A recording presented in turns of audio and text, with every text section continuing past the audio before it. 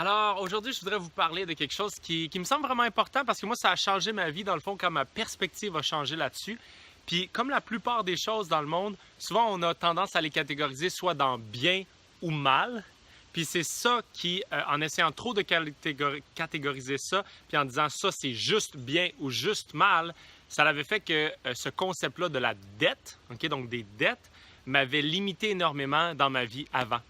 Et puis, dans le fond, comment ça fonctionnait, c'est quand j'étais plus jeune, je regardais autour de moi, puis c'est comme ça qu'on fait des associations, n'est-ce pas? C'est comme ça qu'on fait comme, OK, j'ai vu 3 personnes faire la même chose, donc ça veut dire que les dettes, c'est tout le temps mal. Par exemple, moi, je voyais qu'autour de moi, les gens qui s'endettaient le faisaient surtout pour des raisons qui ne sont pas les raisons que moi, je trouve viables dans le long terme puis que je sais va créer la vie que je veux.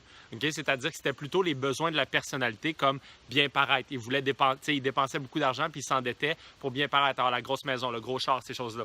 Pour la sécurité, pour la variété, c'est-à-dire juste avoir du fun dans le moment présent, aller boire de l'alcool, faire des choses comme ça. Puis les gens, au lieu de mettre de l'argent de côté pour leur rêve, ils s'endettaient pour faire ça, donc pour le style de vie.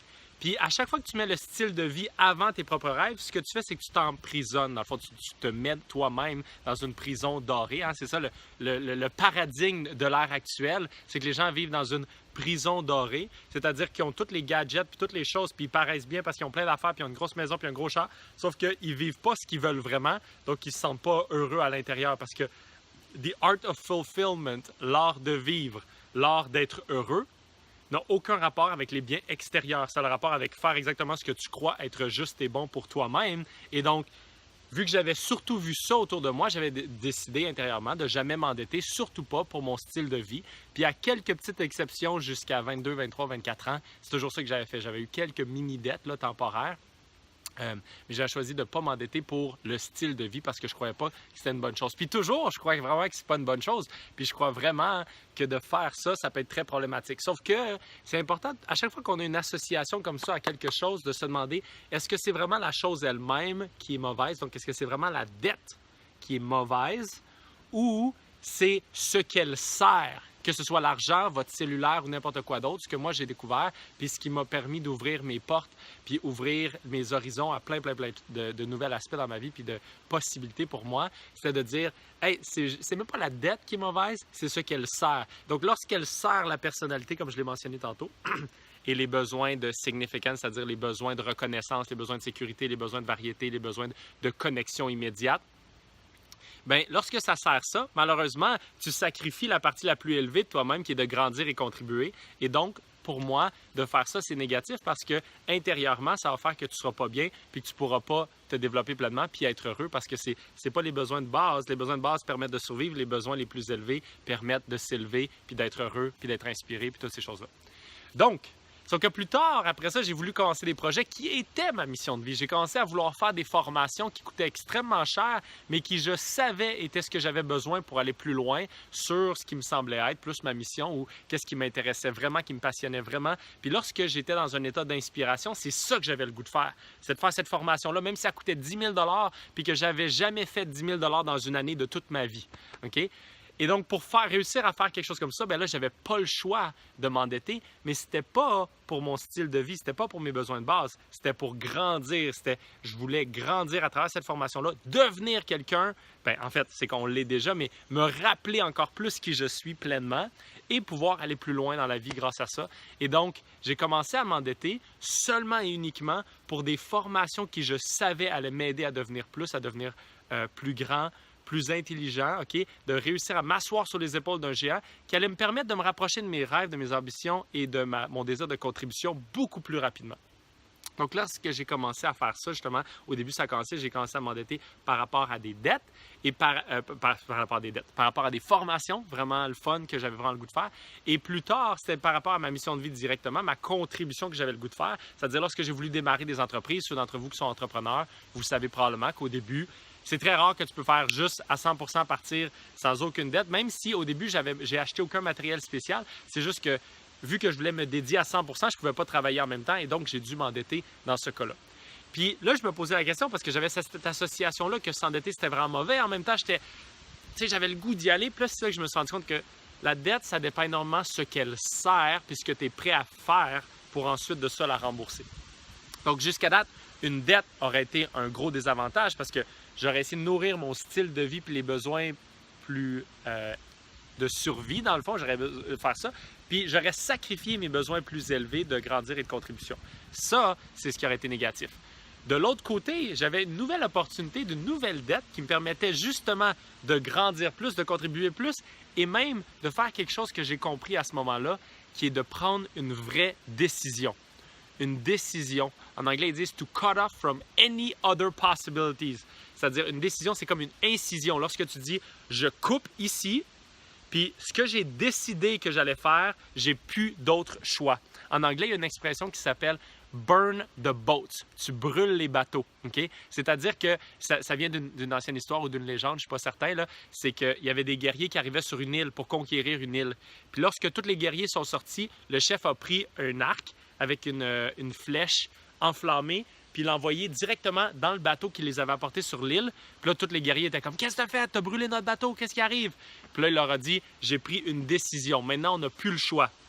On prend l'île ou on meurt. » Okay? C'est une décision qui est, il n'y a plus d'autres possibilités, je vais être obligé de le faire.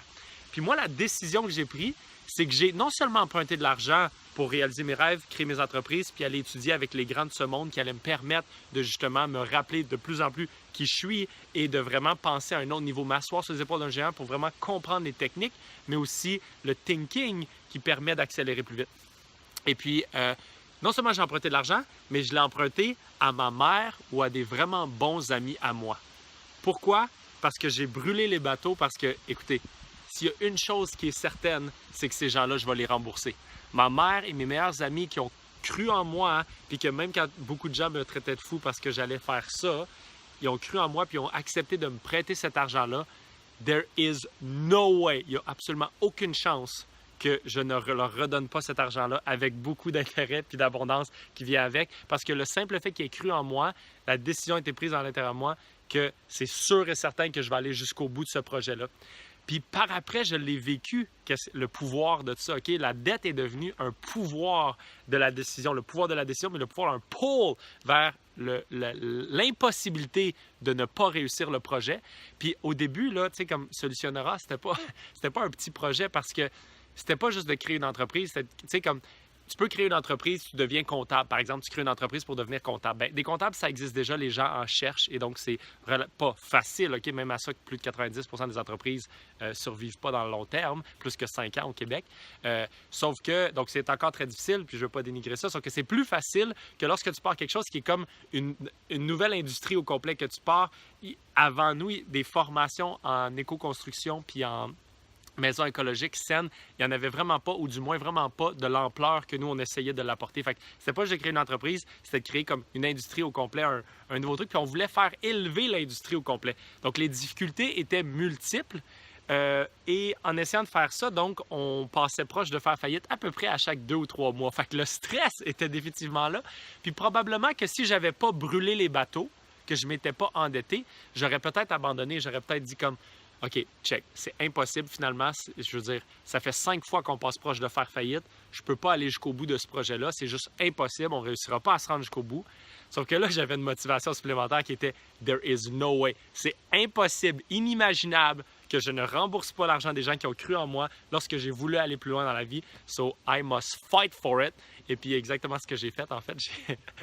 Plus on était proche de faire faillite, plus je réussissais à découvrir le pouvoir en dedans qui faisait que j'allais avancer quoi qu'il arrive. Puis justement, c'est là que mes formations, toutes les formations que j'avais faites, c'était justement sur le développement personnel, sur comment on fait pour foncer dans la direction de ses rêves, comment on fait pour être inspiré au lieu d'être toujours en train de se battre pour la sécurité puis la survie, comment on fait pour être vraiment heureux.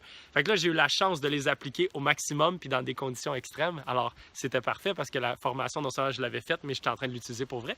Puis toutes les autres formations que j'ai investi énormément d'argent dans, c'était par rapport aux maisons écologiques. Et donc, ça me donnait encore plus le désir de le partager au plus grand nombre de gens possible et tout ça.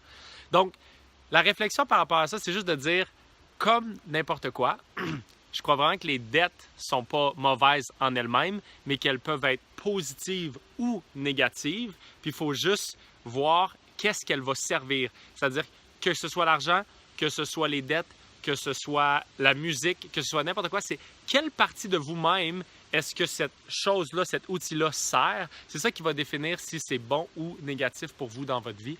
Alors, je vous invite à avoir cette réflexion-là. Puis spécifiquement avec les dettes ou peut-être avec l'argent présentement, c'est quoi?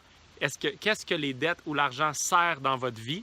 Puis est-ce que ça contribue à vous rendre plus heureux, plus épanoui ou non? Ça vaut la réflexion. Et puis, s'il y a quelque chose à changer, bien, c'est le temps de passer à l'action puis de prendre une vraie décision pour passer à l'action pour vrai. Alors, merci beaucoup tout le monde. À bientôt.